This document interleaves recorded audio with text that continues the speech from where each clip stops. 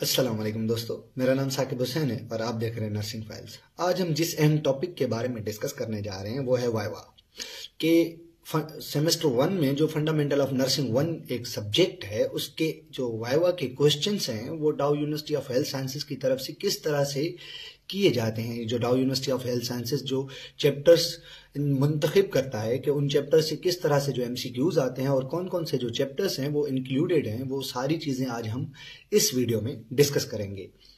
तो सबसे पहले जो हमारे पास अहम चैप्टर आता है, जो कि ना कि फंडामेंटल ऑफ नर्सिंग का कोर है बल्कि इस नर्सिंग फील्ड का कोर है, वो है वाइटल साइन। तो सबसे ज़्यादा जो सवाल किए जाते हैं वो वाइटल साइन चैप्टर से किए जाते हैं। सबसे पहले ये सवाल आता है कि आप वाइटल साइन को डिफाइन करें, क्या है। तो हमारी डेफिनेशन यही होगी कि वाइटल साइन, जिन्हें हम साइंस ऑफ लाइफ कहते हैं या कार्डिनल साइंस कहते हैं, जो 5 किस्म के बेसिक जो साइंस होते हैं उन पे जो है वो डिपेंड करते हैं। Number 1 body temperature, number 2 pulse, number 3 respiration, number 4 blood pressure, number 5 pain. तो ये पांचों चीजें आपको फिंगर टिप्स पे याद होनी चाहिए, ये आपसे हमेशा पूछी जाती हैं। उसके अलावा जो अहम सवाल आते हैं वो आते हैं टेम्परेचर से, कि टेम्परेचर को आप किस डिग्रीज में जो है वो जो मेजर करते हैं।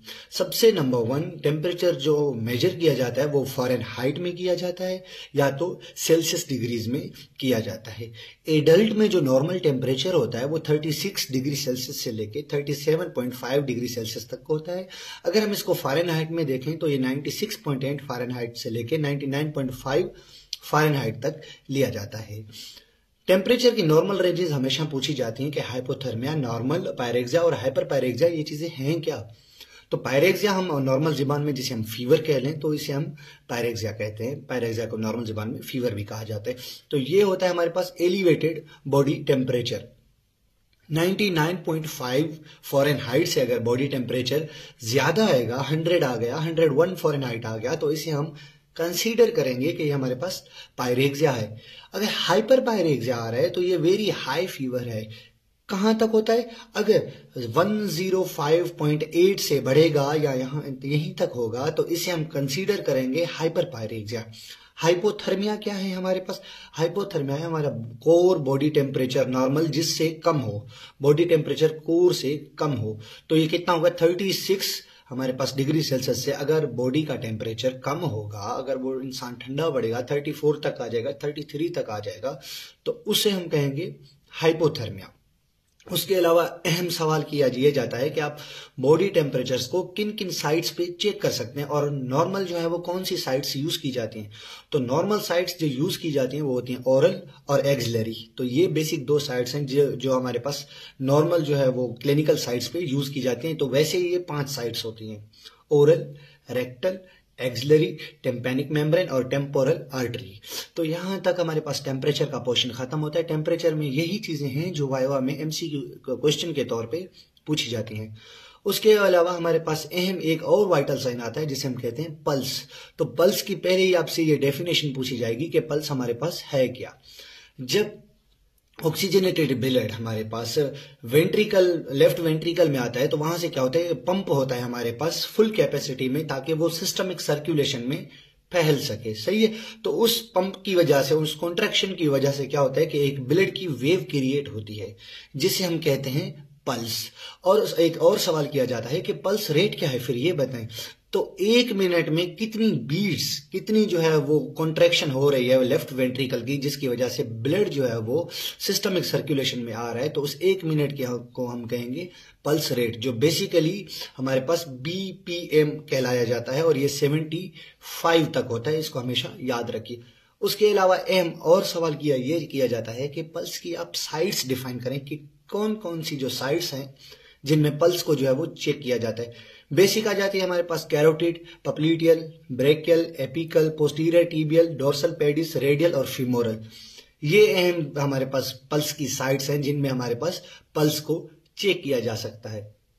उसके अलावा एक और अहम सवाल ये किया जाता है कि पल्स के कैरेक्टरिस्टिक्स आप हमें बताएं कि पल्स के कैरेक्टरिस्टिक्स हैं क्या। तो इसमें आ जाता है रेट, रिदम और वॉल्यूम। तो ये तीनों चीजें हमारे पास पल्स के कैरेक्टरिस्टिक्स में आती हैं। और एक अहम सवाल कि वो कौन से फैक्टर्स हैं जो पल्स के रेट को जो है हमारे पास इन्फ्लुएंस करते हैं। ठीक है। नंबर 1 आ जाता है age, exercise, fever, medication, hypovolemia, stress, position और पैथोलॉजी, कोई भी डिजीज की कंडीशन हो जब, तो ये हमारे पास पल्स जो वाइटल साइन का अहम पार्ट है, अहम कंपोनेंट है, उसके यही एमसीक्यूज हैं जो क्वेश्चंस हैं जो पूछे जाते हैं हमेशा। तो ये साइड्स हैं, ये पपलीटियल की साइड्स आ गई हमारे पास, उसके अलावा ये पोस्टीरियर टिबियल आ गई, डोर्सल पेडिस आ गई। जो अहम चेक की जाती है वो रेडियल, ब्रेकियल और कैरोटिड, ये अहम जो है वो साइड्स हमेशा पूछी जाती है और ये चेक की जाती है हमेशा। उसके अलावा टेम्पोरल भी कभी कभी चेक की जाती है। जो अहम है वो 3 है, ब्रेकियल, रेडियल और कैरोटिड, ये अहम है जो हमेशा चेक की जाती हैं। उसके अलावा नॉर्मल रेंजेस क्या है पल्स की और रेस्पायरेशन की, दोनों वाइटल साइन का अहम पार्ट है। तो अगर हम एज के हवाले से देखें, एज को अपना सब्जेक्ट बना के देखें, तो एज के हवाले से हर इंसान में ये जो वेरिएशंस हैं वो चेंज होती रहती हैं। जैसे न्यूबॉर्न बेबी हो गया तो उसमें पल्स जो एवरेज आती हैं वो 130 तक आती हैं और 130 जो है वो नॉर्मल गिनी जाती है। तो ये रेंजेस कहाँ तक होती हैं, 80 से लेके 180 तक भी ये कंसीडर नॉर्मल की जाती हैं। उसके अलावा 1 साल का अगर बच्चा है तो उसमें 120 तक बेसिकली आती हैं एवरेज, और उसके अलावा 80 से लेके 140 तक भी हमारे पास आ सकती हैं। तो जैसे ही जैसे उम्र बढ़ती जाएगी ये हमारे पास रेंजेस कम होती जाएंगी। तो 5 साल से लेके 8 साल तक जो बच्चे होते हैं उनमें पल्स का जो रेट होता है वो 100 तक होता है एवरेज। लेकिन अगर नॉर्मल की बात की जाए तो 75 से लेके 120 तक ये हमारे पास महसूस की जाती हैं। 10 ईयर तक के बच्चे तक हमारे पास ये होती हैं 70 तक, और ये 50 से लेके 90 तक हमारे पास एवरेज होता है इनका। टीन एज एडल्ट और ओल्डर एडल्ट भी इसी कैटेगरी में आते हैं। तो ये हमारे पास नॉर्मल रेंजेस हो गई। उसके अलावा रेस्पायरेशन, ब्रीथिंग कितने हमारे पास रेंजेस में आ जाती हैं, उसकी भी नॉर्मल वैल्यूज हमेशा याद रखें, ये पूछी जाती हैं। न्यूबॉर्न में 35 रेस्पायरेशन बच्चा लेता है, उसके अलावा 30 से लेके 60 तक जो है वो एवरेज नॉर्मल गिनी जाती है। तो ये इनकी नॉर्मल साइड्स हैं, इनको हमेशा याद रखिए, मैं एक एक को डिस्कस नहीं कर सकता। उसके अलावा रेस्पायरेशन के बारे में अगर हम बात करें तो ये हमारे पास तीसरे नंबर पे आता है और ये बहुत अहम है, वाइटल साइन।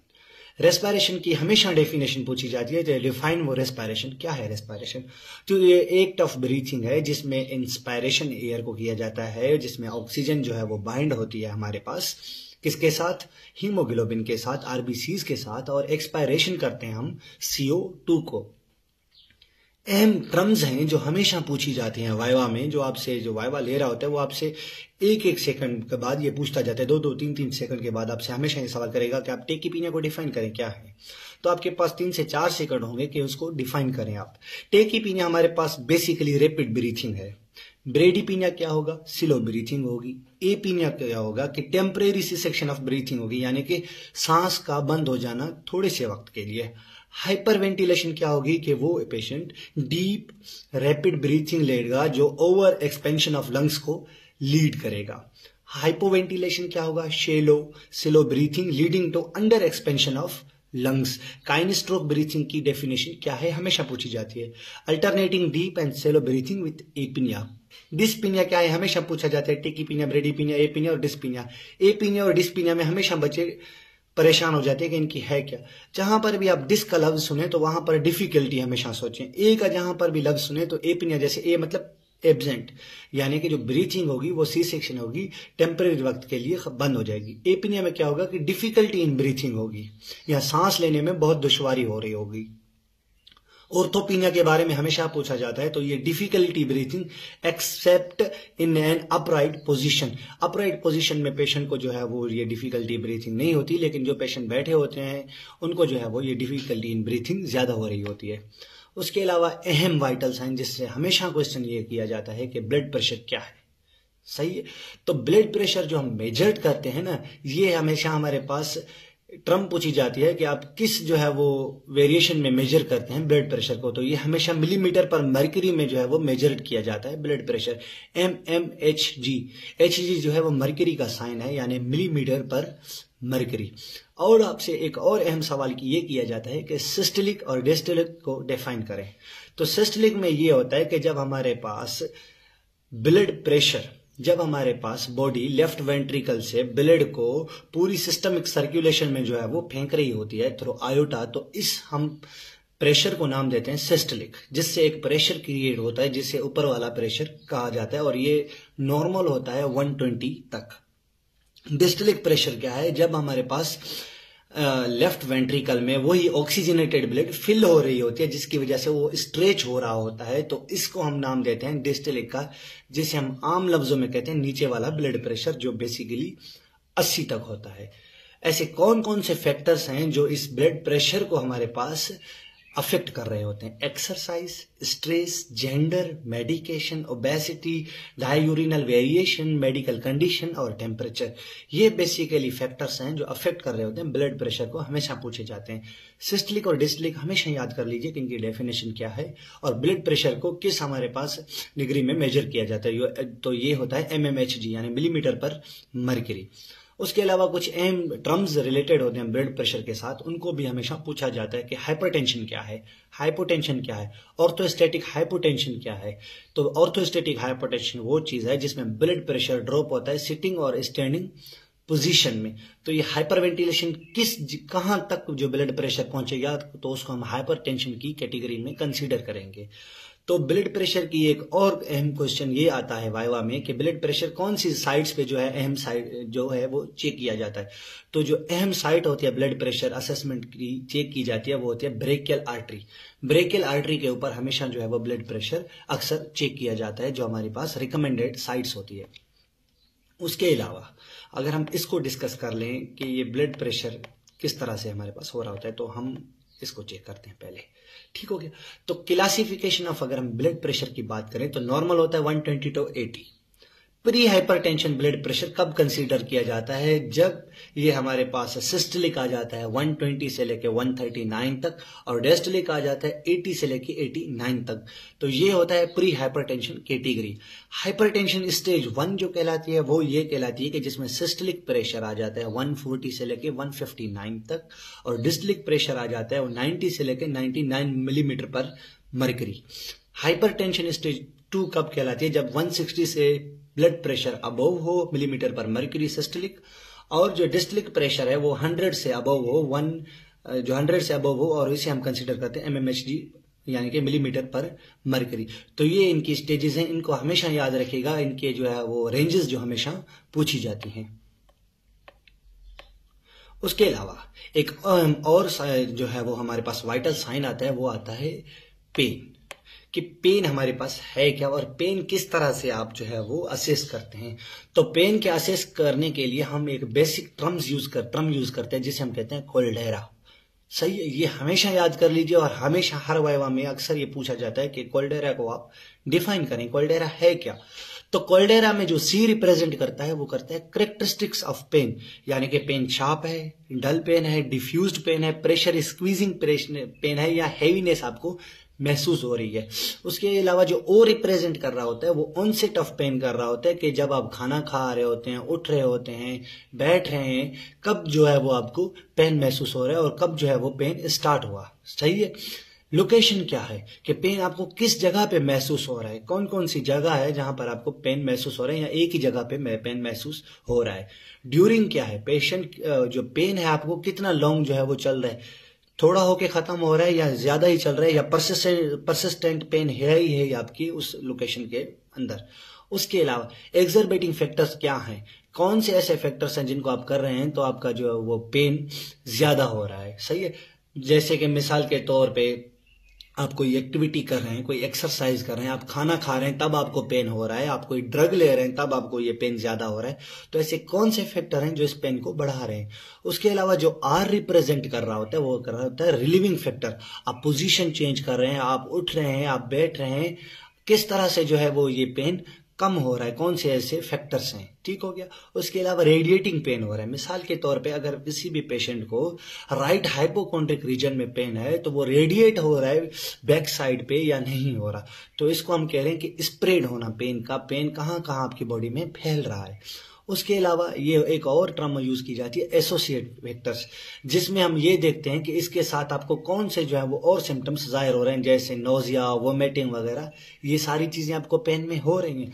तो ये कोल्डेरा बेसिक हमारे पास टर्म है जो पेन से रिलेटेड है और ये हमेशा पेन की असेसमेंट जब भी की जाती है तो वो ऑन द बेसिस ऑफ कोल्डेरा की जाती है। तो ये हमेशा याद रखिए कि कोल्डेरा की डेफिनेशन क्या है और ये कौन कौन सी चीजें हमारे पास इसमें करेक्टरिस्टिक्स आ जाते हैं। उसके अलावा एक और अहम कि पेन की मेजरमेंट स्केल्स हैं कौन से, तो जो एक बेसिक मेजरमेंट स्केल यूज किया जाता है जिसे हम कहते हैं न्यूमेरिक पेन रेटिंग स्केल, जो 0 से लेकर 10 तक होता है। 0 मीन्स नो पेन, पेशेंट को कोई पेन नहीं है। 5 मीन्स कि उसे मॉडरेट पेन है, और 10 मीन्स कि उसे वर्स्ट पेन है, वो इमेजिन नहीं कर सकता, वो रो रहा है, चिल्ला रहा है, और उसके जो चेहरे के फेशियल एक्सप्रेशंस हैं वो बिल्कुल ही चेंज हो रहे होते हैं। तो ये हमेशा पेन स्केल के बारे में हमेशा पूछा जाता है वाइवा में कि आप पेन स्केल को डिफाइन करें, कौन सा पेन स्केल यूज कर रहे हैं। उसके अलावा एक और अहम क्वेश्चन कि बच्चों में आप कौन सा पेन स्केल यूज करते हैं। तो बच्चों में जो है वो 2 मंथ से लेकर 7 मंथ तक जो है फ्लेक स्केल यूज किया जाता है, जिसमें आप 5 चीजें बेसिकली देखते हैं। फेस देखते हैं, लेग्स बच्चा मूव कर रहा है नहीं कर रहा है, एक्टिविटी देखते हैं, किराए देखते हैं, और कॉन्सेलेबिलिटी देखते हैं कि पेशेंट जो है वो कंटेंट है, रिलैक्स्ड है, और किस तरह से ये चीजें हो रही होती हैं। ये हमारे पास जो होता है ये 0 से लेकर 10 तक होता है। उसके अलावा एक और स्केल यूज किया जाता है जिसे हम कहते हैं Wong Baker faces pain rating scale, जो 0 से लेकर 10 तक होता है, और इसे हम 0, 2, 4, 6, 8 और 10 तक कंसीडर करते हैं। 1, 2, 3 के हिसाब से नहीं करते, इसमें हम 2 का फर्क देते हैं। तो ये क्या होगा, 0 अगर होगा तो ये नो हर्ट होगा, 4 होगा तो ये हर्ट्स लिटिल मोर होगा, और 10 जो होगा ये वर्स्ट होगा। उसके अलावा एक और पेन स्केल भी बच्चों में यूज किया जाता है जिसे हम कहते हैं ऑब्जर्व पेन। तो ये इसकी कैटेगरीज होती हैं 0 से लेकर 10 तक। 10 वर्स्ट होगा, 0 जो है वो नॉर्मल होगा, और 5 मॉडरेट होगा। तो अहम चीज इन पेन स्केल में ये होती है कि आप इनके नाम याद रखें और इनके जो नंबरिंग्स है ना वो याद रखें, जैसे 0, 2, 4, 6, 8 और 10 हो गया वोंग बेकर में हमारे पास। तो ये हमेशा याद रखिए, ये चीजें पूछी जाती हैं। फ्लेक स्केल के बारे में हमेशा पूछा जाता है कि कौन सी उम्र तक ये यूज किया जाता है। उसके अलावा हम ये जो सारी चीजें हमने पढ़ ली, तो हम अब क्या करते हैं, इनके वेरिएशंस बेसिक्स चेक करते हैं। टेम्परेचर, ऑक्सिलरी, टेम्पेनिक, ओरल और रेक्टल। हमेशा याद रखिए कि रेक्टल जो टेम्परेचर होता है ना वो 1 डिग्री हमेशा ऊपर आता है ऑक्सिलरी से, ठीक हो गया। और ओरल और रेक्टल जो है वो बिल्कुल एक दूसरे से रिजेंबलिंग करते हैं, लेकिन 0.5 डिग्री सेल्सियस का फर्क होता है, ये हमेशा याद करिएगा, ठीक हो गया। हाइपरथर्मिया क्या होगा कि 96.8 से जब भी हमारे पास टेम्परेचर बढ़ेगा तो उसे हम हाइपरथर्मिया का नाम देंगे, ठीक हो गया। और पायरेक्सिया कम होगा जब 100.4 फ़ारेनहाइट से हमारे पास ये टेम्परेचर बढ़ेगा तो उसे हम पायरेक्सिया का नाम देंगे। पल्स की अगर हम बात की जाए तो ये 60 से लेकर 100 बीट्स पर मिनट होती हैं। लेकिन ये क्वेश्चन किया जाता है कि ब्रेडिकार्डिया आप कब कंसीडर करते हैं और टेकीकार्डिया आप कब कंसीडर करते हैं। तो 60 से अगर ये कम होगा तो उसे हम कहेंगे ब्रेडिकार्डिया, और 100 से ये ज्यादा होगा तो उसे हम क्या कहेंगे, टेकीकार्डिया। रेस्पिरेशन की अगर हम बात की जाए तो ये 12 से लेकर 20 रेस्पिरेशन पर मिनट जो है वो नॉर्मल कंसीडर की जाती हैं। अगर ये 16 से हमारे पास कम होगी तो इसे हम ब्रेडीपीनिया कहेंगे, और 20 से ज्यादा होगी तो इसे हम क्या कहेंगे, टेकीपीनिया। ब्लड प्रेशर हमारे पास क्या होता है कि ये हमारे पास एम जो होता है वो होता है 120 से लेके 180 से लेके 120 तक, यानी सिस्टलिक जो होगा वो 120 होगा और जो डिस्टलिक होगा वो 80 होगा, ठीक हो गया। अब ये 60 से लेके 90 तक क्या होगा, ये हाइपोटेंशन कहलाएगा, यानी 60 जो होगा वो डिस्टलिक होगा और 90 जो होगा वो हमारे पास क्या होगा, 60 जो होगा वो हमारे पास डिस्टलिक होगा और 90 क्या होगा, सिस्टलिक होगा। और ये हमारे पास अगर हाइपरटेंशन की बात की जाए तो 90 क्या होगा, डिस्टलिक होगा, और 140 क्या होगा, सिस्टलिक होगा। यानी 140 से ज्यादा आएगा और 90 से ऊपर आएगा, तो इससे हम कंसिडर करेंगे हाइपरटेंशन। तो ये हमारे पास वाइटल साइन के अहम क्वेश्चंस थे जो हमेशा वाइवा में पूछे जाते हैं। स्किन मैनेजमेंट सबसे अहम है, आपसे ये हमेशा बेड साइड पे पूछा जाएगा कि आपकी स्किन असेसमेंट कैसे होगी, स्किन की लेयर्स कितनी हैं, उसके अलावा आपकी नर्सिंग इंटरवेंशन क्या होगी बेड सोर्स को रोकने के लिए। तो ये सारे क्वेश्चंस हम स्किन मैनेजमेंट डिस्कस करते हैं। सबसे पहले ये पूछा जाता है कि स्किन इंजरी होती क्यों है पेशेंट्स में। तो ये बेसिकली इसके 3 कॉजेज हैं, प्रेशर, फ्रिक्शन और शियर। फ्रिक्शन और शियर दोनों हो रही हैं तो ये हमारे पास शियर कहलाएगा, जिसमें क्या होगा कि पेशेंट की जो साइट है वो जहां पर बेड सोर हमारे पास हो रहा है तो वहां पर फ्रिक्शन भी हो रही है, प्रेशर भी हो पड़ा है और शेयर भी हो रही है, यानी वो एक दूसरे के साथ क्या हो रहा है, कपड़े के साथ वो रगड़ रहा है। तो इस कंडीशन को हम नाम देते हैं शेयर का। तो इसकी वजह से क्या होता है कि पेशेंट को जो है वो बेड सोर होना डेवलप हो रहा होता है। बेड सोर के और भी नाम है जिसे हम प्रेशर अल्सर कहते हैं, डिक्यूबिटस अल्सर्स कहते हैं और प्रेशर सोर्स का भी नाम देते हैं। कौन से, आपसे हमेशा ये पूछा जाता है कि कौन से रिस्क फैक्टर हैं जिसकी वजह से ये बेड सोर्स डेवलप होते हैं, तो सबसे अहम आ जाता है इमोबिलिटी। जो पेशेंट जो कंप्लीट बेड सीबीआर पे होते हैं, यानी कि कंप्लीट बेड रेस्ट पे होते हैं, उनमें ये ज्यादातर जो होता है अहम होता है कि उनको बेड सोर होने के चांसेस ज्यादा होते हैं। इनएडिक्वेट न्यूट्रिशन आ गया, इनकॉन्टिनेंस आ गया, जिसमें हमारे पास क्या होता है कि पेशेंट का जो यूरिन है वो उसके कंट्रोल में नहीं है, वो यूरिन जाए जा रहे जिसकी वजह से क्या हो रहा है कि वहां पे जो है वो हमारे पास उस जगह पे जो है वो एक फ्रिक्शन क्रिएट हो रही होती है, जिसकी वजह से क्या हो रहता है कि वहां पे बेड सोर डेवलप होना शुरू हो जाते हैं। उसके अलावा डिमिनिश सेंसेशन, पेशेंट को सेंसेशन खत्म हो रही होती है, वो गर्म चीजों पे हाथ लगा रहा है, वो गर्म चीजों पे जो है वो घूम रहा है, तो उसे पता नहीं है क्योंकि उसके पास सेंसेशन है ही नहीं। ये डिमिनिश सेंसेशन ज्यादा उन पेशेंट्स में देखी जाती है जो लेप्रोसी के पेशेंट्स होते हैं, उनमें सेंसेशन होती ही नहीं है बिल्कुल। एडवांस एज हो गई, क्रोनिक कंडीशंस हो गई, तो ये सारे फैक्टर्स हैं जो बेड सोर्स डेवलप करने के लिए अहम होते हैं। ठीक हो गया। उसके अलावा आप कैसे रिस्क असेसमेंट टूल, आप कैसे जो है वो असेसमेंट करेंगे कि ये पेशेंट बेड सोर होने के रिस्क पर है, तो बेसिकली दो स्केल्स यूज किए जाते हैं, एक होता है ब्रेडन स्केल, एक होता है नॉर्टन स्केल। ठीक हो गया। तो इसके जो कंपोनेंट हैं आप देख लीजिएगा कि कौन कौन से कंपोनेंट को हम देख के जो है वो असेसमेंट करते हैं। उसके अलावा स्किन के लेयर्स की अगर बेसिक भी बात की जाए तो ये हमेशा क्वेश्चन किया जाता है कि आप स्किन के लेयर्स को डिफाइन करें, कितनी लेयर्स होते हैं। तो बेसिकली 3 लेयर होते हैं, एपिडर्मिस, डर्मिस और सबक्यूटेनियस टिश्यू, जिसे हम क्या कहते हैं, हाइपोडर्मिस। ठीक हो गया। तो ये हमारे पास बेसिकली 3 किस्म की लेयर्स हो जाती हैं। उसके अलावा स्टेज किस तरह से करते हैं आप प्रेशर अल्सर को, तो स्टेज करते हैं हम बेसिकली 4 स्टेजेस में। ठीक हो गया। नंबर 1 स्टेज वो आ जाती है जिसमें आ जाते हैं नॉन ब्लैकेबल एरिथमियास, जिसमें क्या होता है कि एक रेडनेस क्रिएट हो जाती है पेशेंट की स्किन के ऊपर। ठीक हो गया। जिसमें हमारे पास सिर्फ और सिर्फ एपिडर्मिस इन्वॉल्व हो जाती है। उसके अलावा स्टेज 2 में क्या होता है कि पार्शियल थिकनेस स्किन की लॉस हो जाती है, जिसमें हमारे पास क्या होता है कि ओनली जो बेड सोर होता है वो हमारे पास डर्मिस तक इन्वॉल्व होता है, यानी कि एपिडर्मिस और डर्मिस दोनों इन्वॉल्व हो जाती हैं। नंबर 3 में क्या आ जाता है कि फुल स्किन की जो है वो स्टेज 3 में स्किन फुल जो है वो लॉस हो जाती है, जिसमें ये होता है कि मसल्स तक की इन्वॉल्वमेंट होना शुरू हो जाती है। तो ये एपिडर्मिस, डर्मिस और हमारे पास ये क्या हो गई, हाइपोडर्मिस, और ये मसल्स की इन्वॉल्वमेंट भी हो गई। उसके अलावा क्या होता है कि स्टेज 4 में ये होता है कि आप जो बोन्स हैं वहां तक जो है वो स्किन जो हमारे पास बेड सोर होता है वो फैल जाता है और बोन्स तक जाके वहां पर क्या करता है कि टिश्यूज की निक्रोसिस होना शुरू हो जाते हैं, जिनको रिकवर करना बहुत मुश्किल होता है। तो ये बेसिकली 4 स्टेजेस हैं, इनको हमेशा याद रखिए। और ये चारों स्टेजेस के कैरेक्टरिस्टिक्स हमेशा पूछे जाते हैं। आपसे ये पूछा जाएगा कि स्टेज 2 में क्या होता है, स्टेज 3 में क्या होता है, स्टेज 1 में क्या होता है, तो ये कैरेक्टरिस्टिक्स हमेशा याद रखें। उसके अलावा अहम चीज की कौन कौन सी साइट्स हैं जो हमारे पास इन्वॉल्व होती हैं प्रेशर अल्सर्स के लिए। तो ये हमारे पास अगर कोई पेशेंट व्हील चेयर पर है, व्हील चेयर यूजर है, तो उसमें tail bone, buttocks, shoulder blades, spine, arms और लेग्स ये हमारे पास अफेक्ट हो जा सकते हैं। बेड रिडन जो पेशेंट होते हैं उनमें head, shoulder blades, हिप्स, lower back, heels, ankles और नीज, ये जो हमारे पास जो है वो चांसेस होते हैं कि इनमें हमारे पास जो है वो हो सकते हैं हमारे पास प्रेशर अल्सर्स। उसके अलावा नर्सिंग इंटरवेंशन बहुत अहम है, बहुत अहम है कि आपसे ये हमेशा पूछा जाता है कि नर्सिंग इंटरवेंशंस आपकी क्या होंगी, आप किस तरह से जो है वो इन बेड सोर्स को प्रिवेंट कर सकते हैं। तो सबसे पहले अहम चीज आती है कि रिपोजिशनिंग एवरी 2 आवर्स। पेशेंट को आप हमेशा एवरी 2 आवर्स रिपोजिशन करेंगे।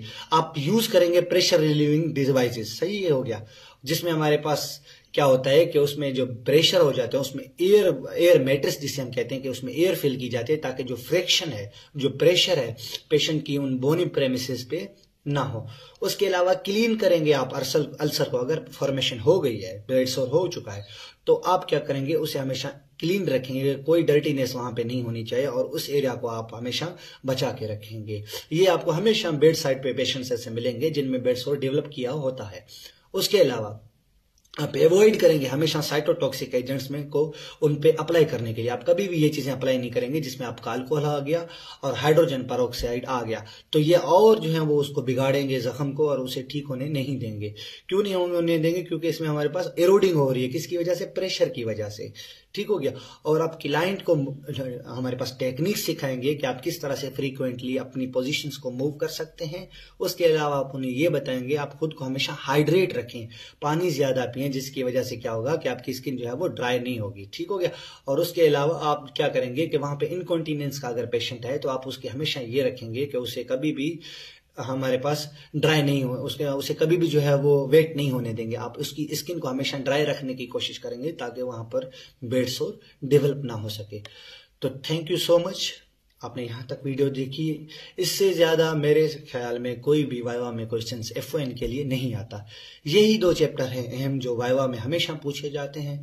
वाइवा इन्हीं से लिया जाता है और इसी तरह से क्वेश्चन आपसे किए जाते हैं कि आप टेकीपीनिया को डिफाइन करें, एपीनिया क्या है, डिस्पीनिया क्या है, हमारे पास प्रेशर अल्सर के कितनी स्टेजेस हैं, कैरेक्टरिस्टिक्स उनके क्या हैं, पल्स क्या है, पेन स्केल कौन से यूज किए जाते हैं, न्यूमेरिक पेन स्केल क्या है, ओचर पेन स्केल क्या है, वोंगरिंग क्या है हमारे पास, और फ्लेक पेन स्केल क्या है, किन बच्चों में यूज किया जाता है। तो ये सारी चीजें जो हैं वो आपसे पूछी जाती हैं इसी तरह से जिस तरह से मैं आपको बताता गया हूं और उनकी डेफिनेशन आपको प्रोवाइड करता गया हूं। तब तक के लिए अल्लाह हाफिज। इंशाल्लाह मिलते हैं अगली वीडियो में। शुक्रिया।